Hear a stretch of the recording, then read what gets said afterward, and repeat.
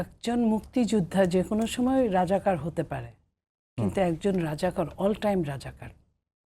একজন মুক্তিযোদ্ধা হলেই সারা জীবন হবে তা না। কিন্তু আমি এটা লতিফ সিদ্দিকের জায়গায় বলছি না, এটা জুলাই যুদ্ধকে আমি কেন্দ্র করে বলছি। যে কোনো সময় তাদের এই ভালো কাজগুলো পরবর্তীতে মন্দ করলে যে ভালোই থাকবে এমন কোনো কথা না। তাদেরকে এইটার খেসারত দিতে হবে টুডে টুমরো। নাম্বার 2 হচ্ছে যে মুক্তিযোদ্ধাদের মধ্যে রকম ফের আছে। আপনি যেটা বললেন রকম ফেরের হলো যে নিরপেক্ষ মুক্তিযোদ্ধা, তার জন্য কেউ বলবে না। আমরা দেখি অনেক মুক্তিযোদ্ধা রিক্সা চালায়, অনেক মুক্তিযোদ্ধা ভিক্ষা করে, তার জন্য কেউ নাই বলার। অন্য মুক্তিযোদ্ধাদের টনক নড়ে না তখন যে আমার জাতি ভাই, তা সে কেন কষ্ট পাবে, সেটা বলেন।